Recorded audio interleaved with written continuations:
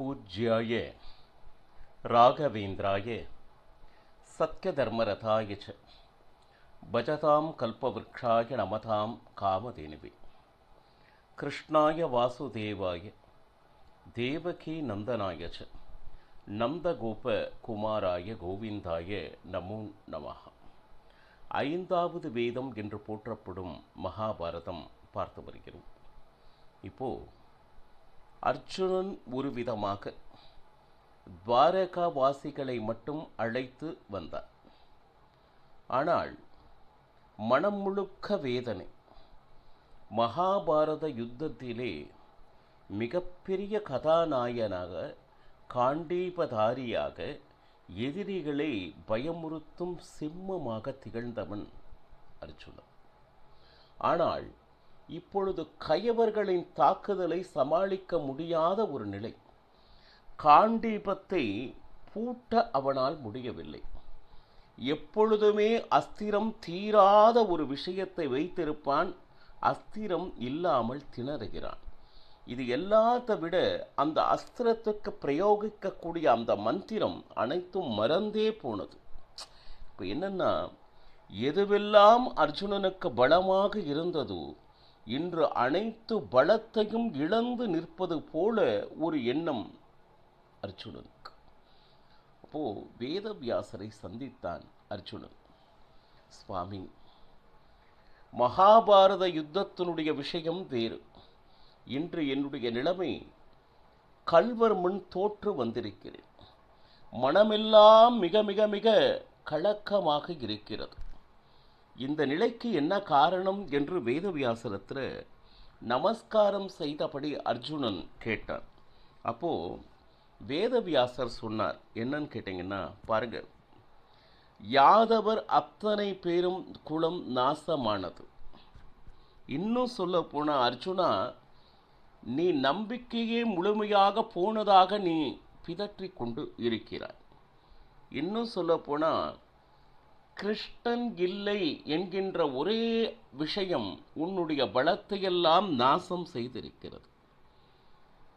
அப்போ அர்ஜுனன் சொன்னான், கிருஷ்ணன் இல்லாத இடத்தில் நான் இருக்க போவதில்லை, நான் நிச்சயமாக செல்கிறேன் அப்படின்னு சொல்லிட்டு. இப்போ நீ நினைச்சிட்டு இருக்க, நீ மிகப்பெரிய காண்டீபதாரியாய் இருப்பதனால் அந்த ரதத்தில் பகவான் கிருஷ்ணன் சாரதியாய் அமர்ந்தான் என்கின்றது உன்னுடைய நினைப்பு. ஆனால் நடந்தது என்ன தெரியுமா அர்ஜுனா? பகவான் கிருஷ்ணன் இச்சை கொண்டதனால் உனக்கு சாரதியானார், நீ நினைத்ததனால் அல்ல. இது பகவத் அனுகிரகம், அவனுடைய விருப்பத்தினால் நடந்தது அர்ஜுனா என்பதை நீ நன்றாக புரிந்து கொள். அப்போ மனம் மிக மிக கலக்கத்தில் இருந்த அந்த அர்ஜுனனுக்கு சமாதானமாக வேதவியாசர் சொன்னார். முதல்ல, யாதவ குலம் நாசமானதற்கு நீ காரணம் அல்ல. ரிஷிமுனிகளுடைய சாபமும் காந்தாரி சாபமும் இருந்தது என்னவோ உண்மை. ஆனால் அந்த சாபமும் காரணம் அல்ல. பகவான் கிருஷ்ணன் நினைத்திருந்தால் அந்த காந்தாரி சாபம் ரிஷிமுனிகள் சாபத்தை கூட என்ன சொல்லுது, பயன் பெறாது செய்திருக்க முடியும். ஆனால் பகவானுடைய இச்சை யாதவ குல நாசமாக வேண்டும் என்பது.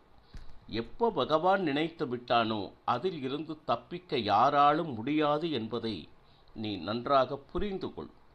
இன்னும் சொல்ல போனா பாருங்க, கிருஷ்ணன் இந்த உலகத்திலிருந்து மறந்து விட்டான் அப்படின்னு சொல்லிட்டு துக்கப்படாதே. ஏன் கேட்டீங்கன்னா, இனிமேல் என்ன செய்ய வேண்டும் என்பதனை நீ நிச்சயமாக யோசிக்க வேண்டும். ஏன்னா அதற்கு உரிய காலம் வந்தது. ஒரு காலத்தில் நாம் நிச்சயமாக அந்த யுத்தத்தில் ஜெயிக்க வேண்டும் என்றால் அதனுடைய வீரம், அதனுடைய தேஜஸ், அதனுடைய மந்திர சித்தி, சகாயமாக பகவான் கிருஷ்ணன், இது அனைத்தும் வந்து சேரும். ஆனால் ஒரு காலம் மாறும் பொழுது இந்த சக்தியெல்லாம் நம்மிடம் இருக்கப்படாது அப்படின்னு சொல்லிட்டு பகவான் நினைச்சிட்டான்னா, காலமே காரணம், அந்த காலம் வேறு இல்லை, காலமே பகவான். ஒரு காலத்தில் அசகாய செயல் செய்தவர்கள் பார்த்தோம்னா கொஞ்சம் நாட்கள் தள்ளி போகும் பொழுது அந்த காரியமே மிகப்பெரிய பிரமிப்பாக இருக்கக்கூடும். மீண்டும் அந்த காரியத்தை செய்ய வேண்டும் என்றால் அது அவர்களால் நினைத்து கூட பார்க்க முடியாத காரணம், பகவானுடைய இச்சையும் அதனோடு சேர்ந்திருந்தது என்பதே உண்மை அப்படின்னு சொல்லிட்டு வேதவியாசர் சொல்றார். இது எல்லாத்திற்கும் காரணம் காலம். இந்த நேரத்தில் இவனால் இந்த காரியத்தை செய்ய வேண்டும் அப்படின்னு சொல்லிட்டு நீ நடத்துவது போல தெரிந்தாலும் அது பகவான் உன்னுள் இருந்து அந்த காரியத்தை நடத்தி கொள்கிறார் என்பதனை நம்பு. இப்போ ஒரு சிலருக்கு அந்த பலிஷ்ட காலம், பலவானாக இருக்கக்கூடிய காலம், அவனே துர்பலனாகி போகக்கூடிய காலம் வரத்தான் செய்யும். அப்போ பாருங்க, எவ்வளவோ கஷ்டப்பட்டு கற்ற அந்த மந்திரங்கள் இன்று ஏன் மறந்து போகின? அப்போ பகவானுடைய இச்சை இல்லை என்பதை முதல்ல புரிஞ்சுக்கும். அப்போ உன்னுடைய காலம் முடிந்தது, உன்னுடைய கடைசி காலம் வந்துவிட்டது, நீ தயாராகு அப்படின்னு சொல்லிட்டு வேதவியாசர் அவருடைய கடைசி காலத்தை நெருங்கிக் கொண்டிருக்கிறான் என்பதை சூச்சகமாக உணர்த்தினார். நேரா தர்மனிடம் வந்து இங்கு என்ன நடந்ததோ அது அத்தனையும் சொல்ல தர்மராஜனுக்கும் பலவிதமான அபசகுணங்கள் தென்பட, இப்போ எப்போ பகவான் கிருஷ்ணன் இந்த உலகத்தில் இல்லை, அவனுடைய அவதாரத்தை சமாப்தி செய்தானோ, இனிமேல் நமக்கு இந்த இடத்தில் வேலை இல்லை என்பதை முடிவு செய்தான் தர்மராஜன். ஏன்னா தர்மராஜன் மட்டுமல்ல, அர்ஜுனன் சொன்னது மட்டுமல்ல, பாண்டவர்கள் 5 பேருமே இந்த காலம் சம்பந்தமாக வேதவியாசர் சொன்ன அறிவுரைகளை அப்படியே நம்பினர். உண்மைதான். காலம் நம் வசம் இருந்ததால், பகவான் கிருஷ்ணனுடைய கிருபை இருந்ததால் மட்டுமே அந்த யுத்தத்தில் ஜெயிக்க முடிந்தது. ஆனால் இப்பொழுது கிருஷ்ணன் தன்னுடைய அவதாரத்தை சமாப்தி செய்தனால் நிச்சயமாக இந்த காலம் என்பது முடிவை நோக்கி நாம் செல்ல வேண்டும் என்பதை உணர்த்துகிறது என்பதனை ஒத்துக்கொண்டனர். அப்போ ஏதோ மகாபாரதம், பஞ்ச பாண்டவர்கள் இவர்கள் நம் முன்னே இந்த கதாபாத்திரங்களாக நமக்கு நடத்தி காட்டுகிறார்கள். தயவு செய்து இது நம் மேனியில் நடந்து கொண்டிருப்பது, நம் மனதில் இருக்கக்கூடிய தர்மம் என்கின்ற எண்ணமே தர்மராஜன், நம் உடம்பில் இருக்கக்கூடிய பலமே பீமசேனன், ஸ்ரவணம் அவனே அர்ஜுனனாக, அதுபோக வினயமே நகுலனாக, கௌரவமே சகதேவனாக இருந்து, சாக்ஷாத் வேதமே திரௌபதியாக இருந்து, பாருங்க, பகவான் கிருஷ்ணன் தம்முடைய உள்ளத்தில் இருக்கும் வரை நம்மளுடைய பலம் முழுக்க இருக்கிறது. எப்பொழுது பகவான் கிருஷ்ணனுடைய கருணை, அதாவது காலம் முடிந்தது என்றால் இது அனைத்தையும் ஒரு ஜீவன் இழைக்கிறான் என்கின்ற பாடத்தை மகாபாரதம் உணர்த்துகிறது. எப்பொழுது இனி நாம் இருக்க வேண்டாம் என்பதனை முடிவு செய்தார்களோ, உடனடியாக பரீட்சித்தை அழைத்து அவனுக்கு வேண்டிய அந்த பட்டாபிஷேகத்தை நடத்தி முடித்தான் தர்மராஜ். இன்னும் சொல்ல போனா, பரீட்சித்திற்கு அந்த கல்வர்களெல்லாம் நீ எப்படியாவது முடித்தாக வேண்டும் என்கின்ற விஷயத்தை தர்மன் சொல்ல, ஏன்னா இதற்கு மேல் எந்த காரியத்தையும் பாண்டவர்கள் செய்ய தயாராக இல்லை. கிருஷ்ணன் இருக்கும் வரையில் நம்மளுடைய பலம் என்பதை முழுவதுமாக அறிந்தனர். அந்த கல்வர்களை எல்லாம் வேட்டையாடினான் பரீட்சித். அந்த 16,100 அந்த கிருஷ்ணனுடைய பத்னிகள் என்ன ஆனார்கள் அப்படிங்கிறது பார்த்தோம்னா, அந்த 16,100 பேரையும் சிறையில் அடைத்திருந்தார்கள் அந்த கல்வர்கள். ஆனால் அவர்கள் யார் அப்படின்னா, ஆஷாட சுத்த ஏகாதசி அன்று அவர்கள் அக்னியினுடைய புத்திரர்கள். அவர்கள் பெண்கள் அல்ல, ஆண்கள். இவர்கள் அனைவரும் கிருஷ்ணன் சேவை செய்வதற்காக அவதரித்தவர்கள். இவர்கள் என்ன பண்ணாங்க அப்படின்னு கேட்டீங்கன்னா, உபவாசம் இருந்தபடி தன்னுடைய தேகத்தை தியாகம் செய்தனர் அந்த சிறையிலேயே, அந்த 16,100 பேரும் அப்படின்னு சொல்லிட்டு. அக்னியினுடைய புத்திரர்கள் தன்னுடைய அவதாரத்தை முடித்து கொண்டனர்.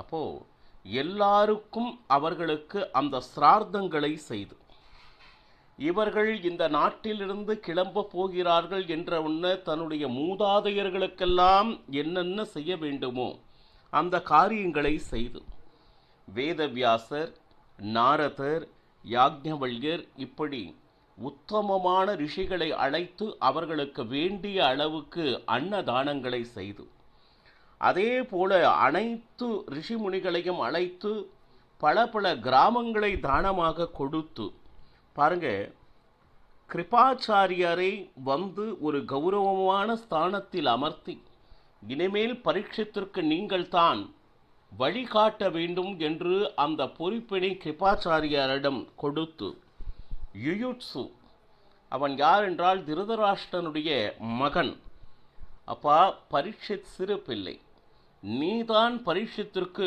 சரியான மார்க்க தரிசனம் செய்ய வேண்டும் என்று யுயுட்சுக்கும் ஒரு பொறுப்பினை கொடுத்து, பாருங்க, அனைத்து பிரஜைகளையும் அழைத்து தாங்கள் இனி இந்த நாட்டில் இருக்கப் போவதில்லை, நாங்கள் அப்படியே காட்டில் பிரவேசம் செய்ய போகிறோம் என்பதனை பிரஜைகளிடம் கூற யாரும் நீங்கள் செல்லக்கூடாது, நாங்களும் உங்களோடு வருகிறோம். ராஜ்யத்தில் இருந்தாலும் அந்த ராஜ்யத்தினுடைய ஆசை இருந்தது மிகப்பெரிய ஒரு விஷயம். சார், ஆசை இல்லாதவர்கள் எப்படி ராஜ்யத்தை நடத்தினார்கள் என்றால், நடத்தும் வரை எந்த விதமான உதாசீனத்தையும் காண்பிக்கவில்லை. ஆனால் இது தம்மோடு நிலையாக நிலைத்திருக்கும் என்கின்ற நம்பிக்கையை துறந்திருந்தனர். இப்படித்தான் நாமும் வாழ வேண்டும். என்னதான் இறைவனுடைய கருணையினால் சுகபோகத்தில் இருந்தாலும் அது என்றும் நிரந்தரம் இல்லை என்கின்ற எண்ணம் கண்டிப்பாக ஒரு நிலையில் வர வேண்டும். அதைத்தான் வைராக்கியம் வைராக்கியம் அப்படின்னு சொல்றாங்க. இந்த உலகத்தினுடைய யதார்த்தம், வெகு நாட்கள் நாம் இங்கு இருக்கப் போவதில்லை. நாம் செல்வதற்கு முன்னே நம்ம மனதை நாம் தயார்படுத்திக் கொள்வதைத்தான் இந்த வானப்பிரஸ்தம் என்கின்ற ஒரு விஷயத்தை வைத்தார்கள். ஏன்னா திடீர்னு நல்லா இருந்தாலும் ஒரே நாளில் போயிட்டார், அப்படி அல்ல. அதற்கு முன்னமே நாம் தயாராக வேண்டும். சரி, உடனடியாக எதிர்பாராத நிலையிலே உயிர் சென்றால் இல்லை. பாருங்க, இதற்கு முன்னமே நிறைய அறிகுறிகளை ஆண்டவன் நமக்கு கொடுக்கிறான்.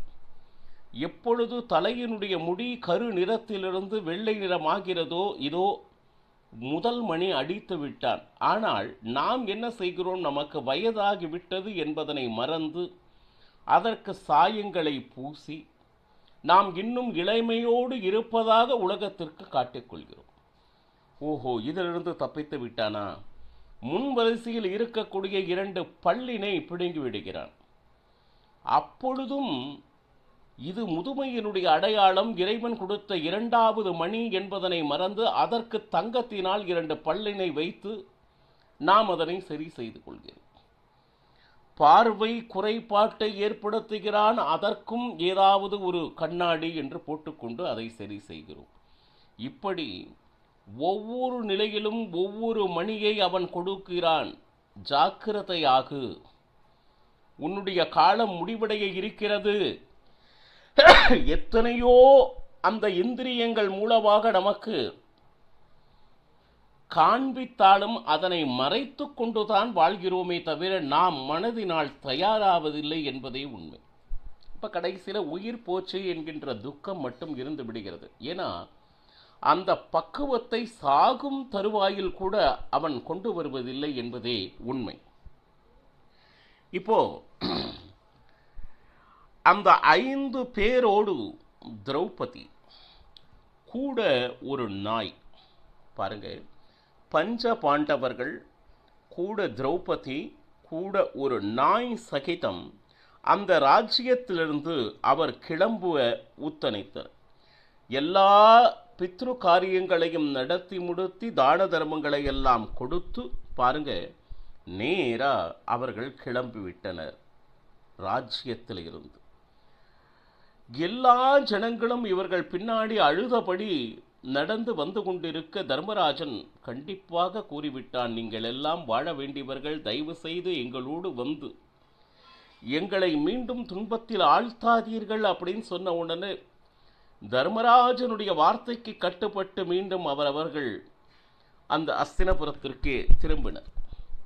இப்போ இந்த 5 கூட்டல் திரௌபதி கூட ஒரு நாய் சகிதம் இவர்கள் கிளம்பினார்கள். பாண்டவர்களுடைய பத்னிகள் என்ன ஆனார்கள் அப்படின்னா, உலூபி அவள் கங்கையில் தான் விழுந்து தன்னுடைய லோகமான நாகலோகத்தை அடைந்தாள்.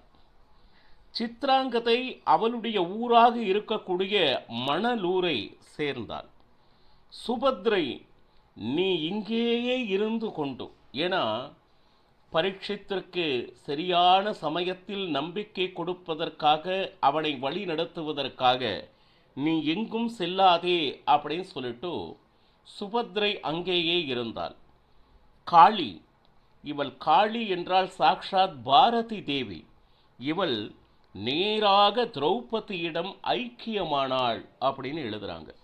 இப்போ இந்த 6-7 பேரும் சேர்ந்து எந்த அன்ன ஆகாரம் இல்லாமல் உபவாசத்தில் பூர்வ திக்கினை நோக்கி அவர்கள் கிளம்புகிறார்கள். அவர்களுடைய அந்த பிரயாணம், கடைசி பிரயாணம் எப்படி இருந்தது என்பதனை மகாபாரதம் மிக அற்புதமாக வர்ணிக்கிறது. அந்த நேரத்தில் நமக்கு நிறைய தர்மங்களை கூறுகின்றனர். என்ன என்பதனை நாளையும் பருகலாம். சர்வம் ஸ்ரீ கிருஷ்ணார்ப்பணமஸ்து.